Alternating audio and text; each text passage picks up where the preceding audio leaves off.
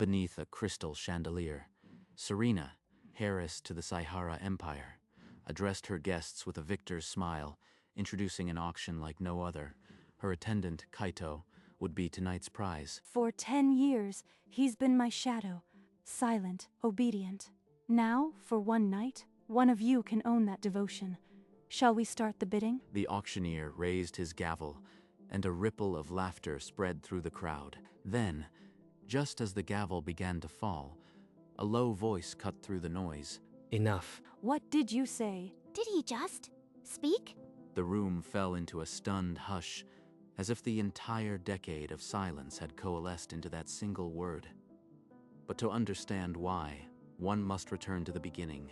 10 years ago, on a rain-lashed street, a boy threw himself between a speeding car and a young girl. The girl was Serena, and in that moment, she looked at her rescuer with a gratitude that would soon curdle. The Saihara family, moved by the boy's sacrifice, offered him a home within their opulent mansion. You'll stay with me forever, right? I won't let anyone take you away. But gratitude, like a fading bruise, can turn ugly.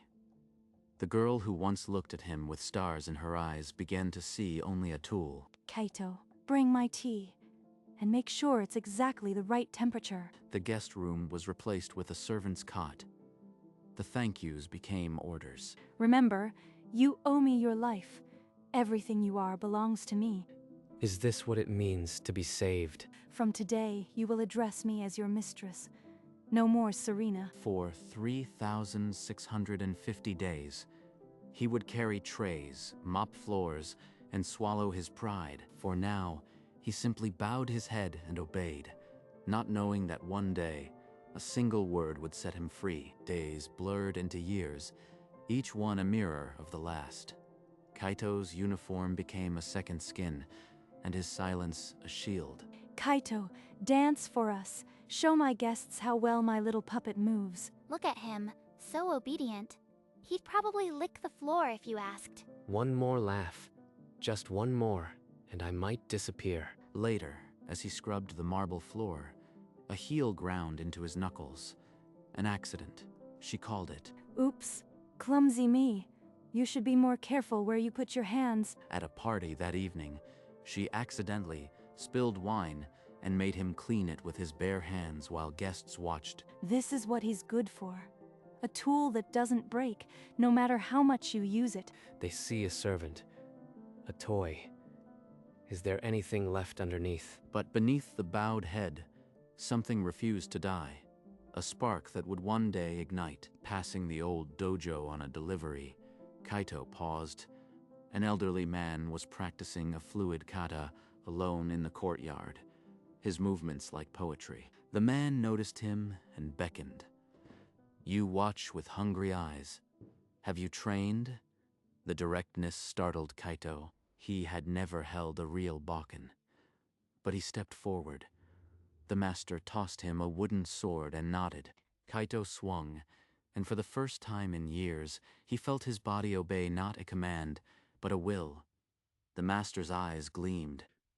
Come back tomorrow. I will teach you the art of the turning tide. Kaito didn't know it then, but that was the beginning of his rebirth. Soon, he slipped away before dawn, trading his servant's apron for a training gi. His body hardened, his eyes sharpened. He learned to channel his anger into precision. Serena never noticed the new calluses on his hands or the quiet confidence in his stance. To her, he was still the same broken tool. In the dojo, he was not a slave. He was a student. And that was enough for now. Each evening, he returned to the mansion, the scent of incense on his skin, carrying the secret that would one day set him free. The master's cough deepened as winter crept in. One dawn, he summoned Kaito to his side. With his last breath, the old man pressed a scroll into Kaito's hands. The dojo is yours.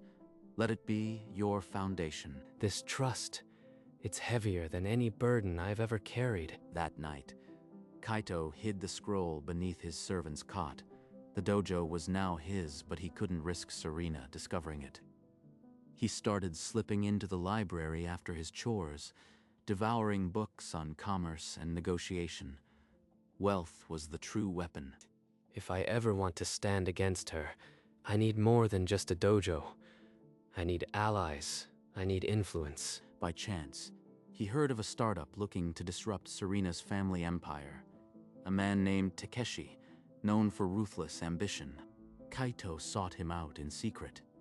After one conversation, Takeshi saw the fire in the servant's eyes. A servant with a grudge and a dojo. You've got the makings of a dangerous man. I like it. And so the seeds of a silent partnership were sown, all while Serena remained oblivious, planning her next public amusement at his expense. The auction room froze. The single word, enough, still reverberating off the gilded walls. Serena's practiced smile cracked, her eyes narrowing into slits of disbelief. They see a servant. But the servant is dead. Only the man remains.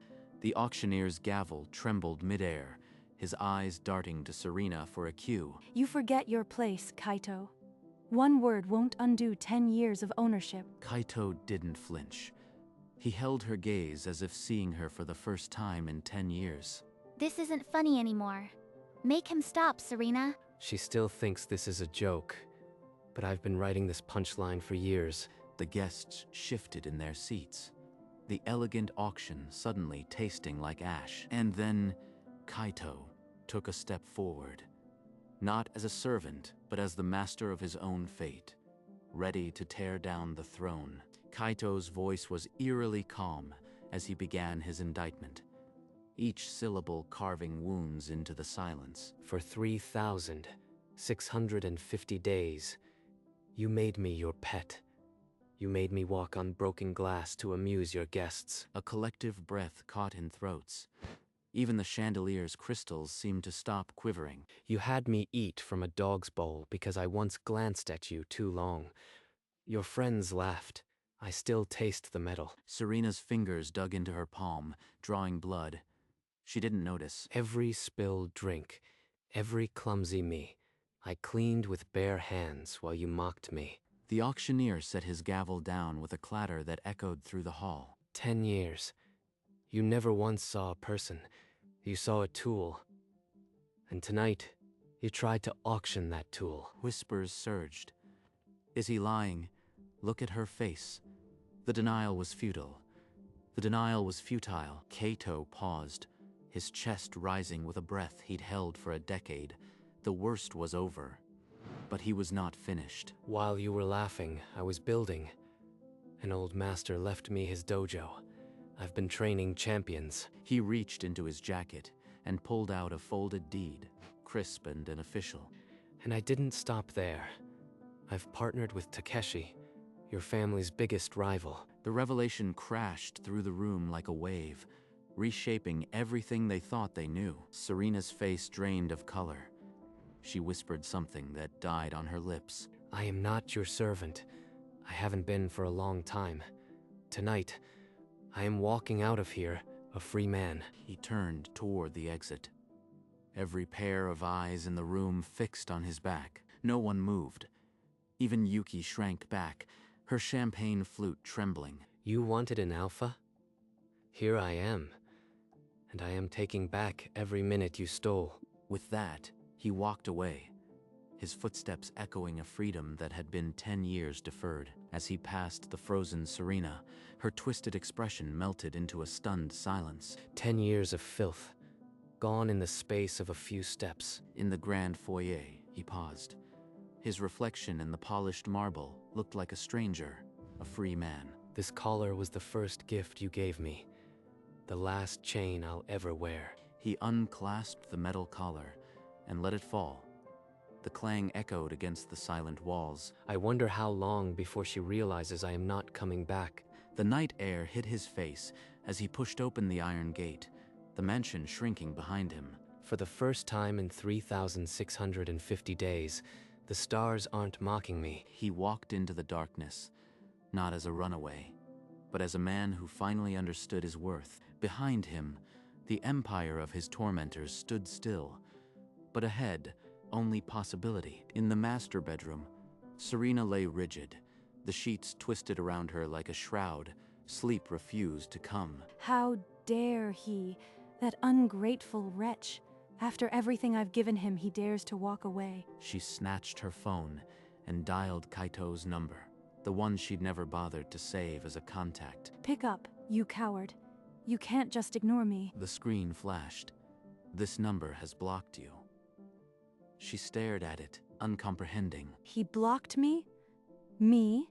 He's nothing without me, just a servant who got lucky. But beneath the fury, a colder realization crept in. He had been present for countless private meetings, seen the off-the-books dealings. He knows about the overseas accounts. He knows about the phantom investments. If he talks... She hurled the phone across the room, but the impact did nothing to shatter the dread coiling in her stomach. For the first time, Serena was afraid not of losing face, but of losing everything. The next morning, Serena's heels clicked sharply across the polished wood of the dojo floor, interrupting the morning's kata. Kaito, we need to talk. This little rebellion has gone on long enough. Did you come here to apologize? No? Then you are wasting your breath. You think a dojo and a cheap partner make you my equal? Come back, and I'll pretend this never happened. You still don't understand. I am not your servant, and I hold more than just a dojo deed. He pulled out a thick folder. Not a deed, but something far more dangerous. Months of your father's hidden deals. Shell companies, tax evasion, bribery, and I have proof. You are lying. You couldn't possibly. Try me, or walk away now and never set foot in my life again. The choice is yours. Serena turned and fled, her empire crumbling in the space of a heartbeat. Behind the oak doors of the Saihara estate, Serena's father loomed, his silhouette trembling with a rage that seemed to shake the very walls. He took papers. Father, years of our dealings. He threatens to expose everything unless we completely cut ties. A glass crashed against the mahogany bookcase, shards raining down like the fragments of their collapsing dynasty. I can't let that worm win. There must be a way to destroy his credibility before he can use that file. She summoned Yuki to her private study, the only person she could still trust to carry out her desperate scheme. Serena, if we fabricate a scandal, we could ruin him. But if we're caught, it'll all come crashing down on us. Then we won't get caught. We'll plant evidence that he's been extorting us for years. Make him the villain. Meanwhile, at the dojo, Kaito stood before his students, the folder heavy in his hand, the weight of a decade pressing down. I hold their fate in my hands. But exposing them means dragging down everyone, even the innocent employees who rely on the company. The path ahead was clear, but littered with shards of a life he was finally leaving behind. The true battle had just begun. Within hours, a fabricated news story began spreading like venom. Former servant runs extortion ring. Saihara family fears for safety. Serena, look at the comments.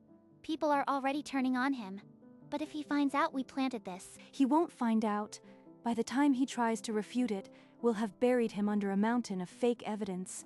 At the dojo, Takeshi's expression was uncharacteristically grim as he showed Kaito the article on his tablet. Our investors are getting cold feet. You need to release those files now, or we're sunk. If I fire back now, it'll look like a desperate lie. I need undeniable proof, and a stage where she can't squirm away. He dialed a number he never thought he'd call. Yuki's phone buzzed in her silk purse. Kaito? Why are you calling me? I can't talk, Serena will. I know she's using you. Help me stop this before everyone gets hurt, including you. Yuki's silence was the first crack in Serena's armor. In the shadows, an uneasy alliance began to stir. Yuki slipped into the dojo after midnight, a USB drive trembling in her palm like a live grenade. Here is everything, the fake evidence they planted, the bribed journalist. But if Serena finds out I helped you, I am finished. You are doing the right thing.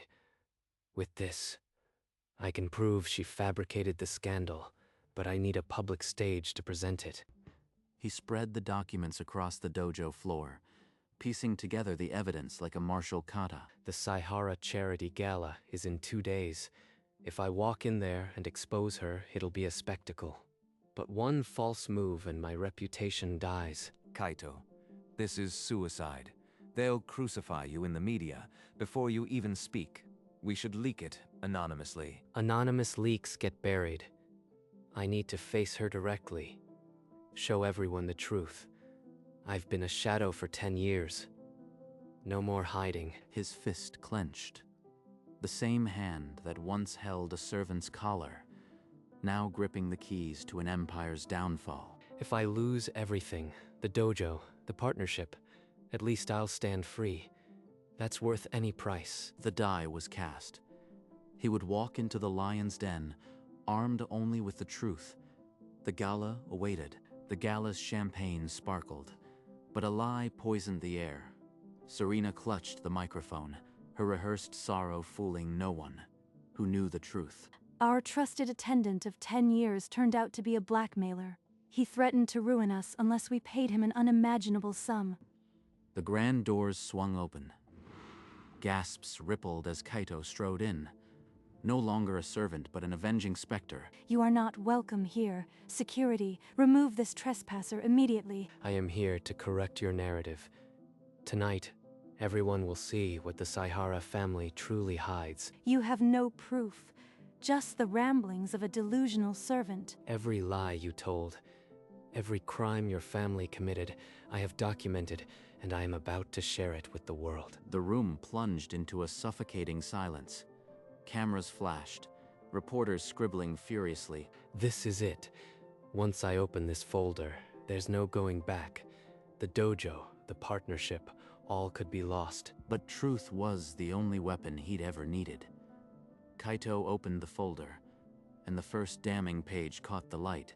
Kaito held the page high, his voice cutting through the murmurs, as he read the first damning line aloud. Transfers totaling 50 million yen to an untraceable account in the Cayman Islands, all authorized by Serena's father over the past 3 years. Lies. He forged those documents to destroy us. Before anyone could react, Yuki stepped out of the stunned crowd, her face pale but her steps firm. It's not a lie. I have the original files. I helped Serena fabricate the extortion story. I am sorry. Yuki, you treacherous. A collective gasp drowned out Serena's shrieks.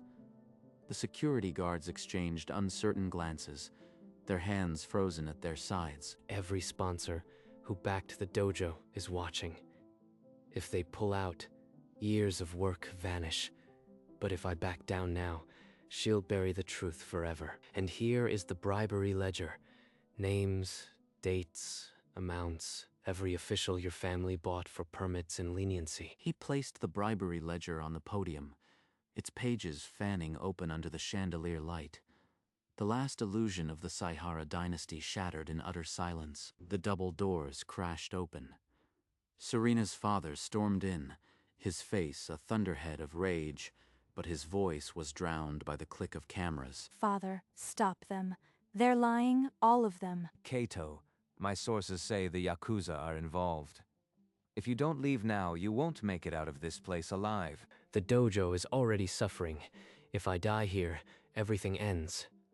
But if I run, her lies stand forever. I'd rather die a free man than live as her puppet.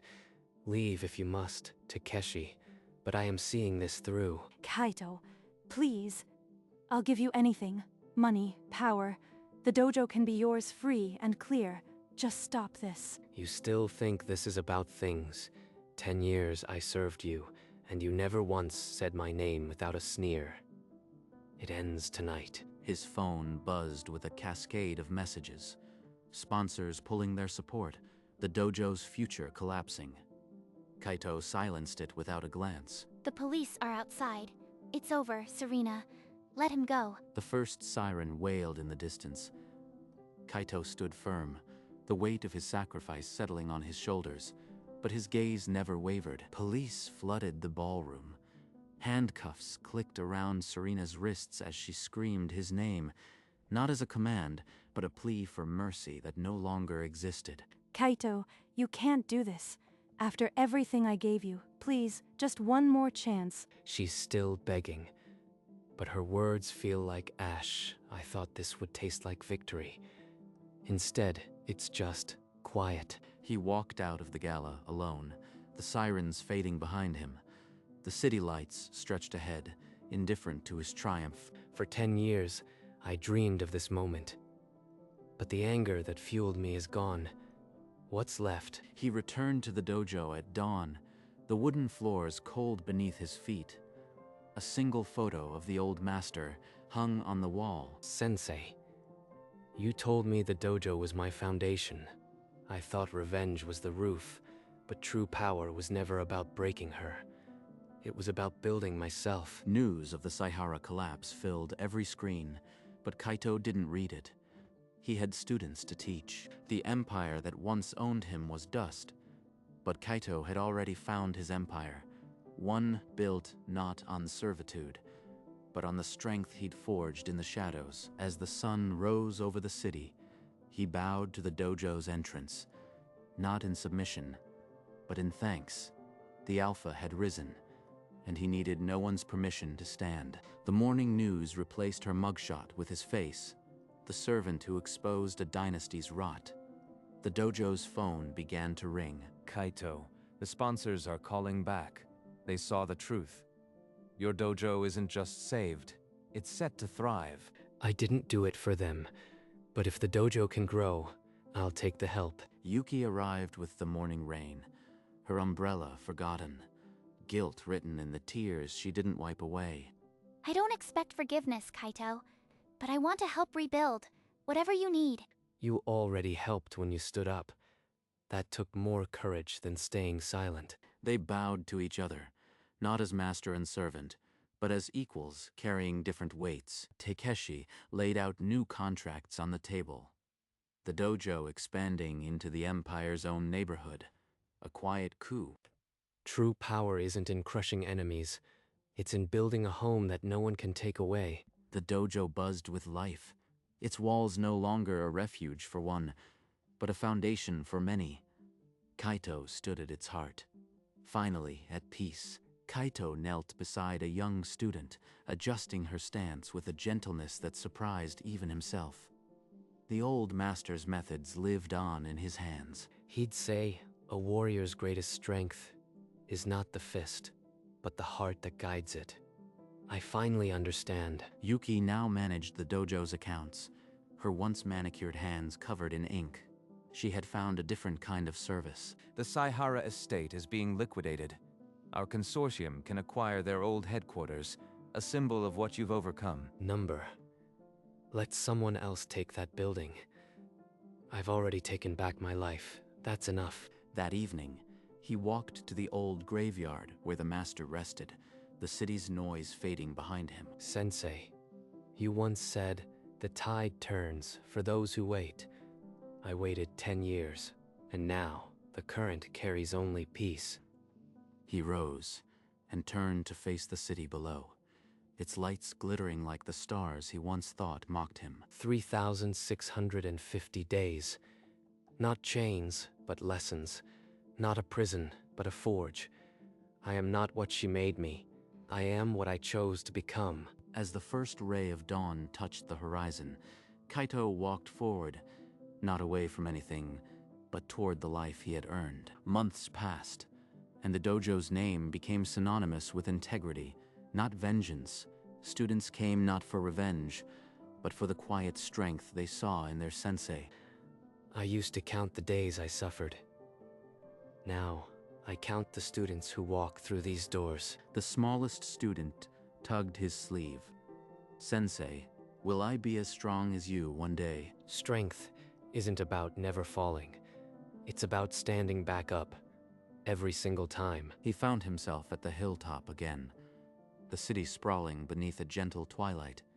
The old anger had been replaced by a quiet contentment. Serena begged for a second chance in that cold prison. I almost felt pity. But pity is not the same as absolution. One rainy evening, he passed a bus stop and caught a glimpse of a woman who looked like Serena.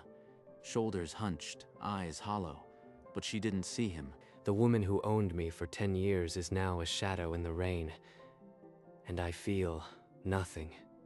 Just the desire to keep walking. The dojo doors were always open, morning light spilling across the worn wooden floor. A new day, another chance to teach. Kaito stood at the entrance, not as a servant, not as a victim, but as the alpha of his own life. The chapter was closed, and he was ready to write the next. The dojo's wooden frame creaked softly under the weight of a new dawn. Kaito knelt alone, feeling the grain beneath his palms. 3,650 days. I once counted them in scars. Now, they're just numbers that brought me here. Students began to fill the dojo, their footsteps light with purpose. Yuki's laugh echoed from the office, a sound once buried by guilt.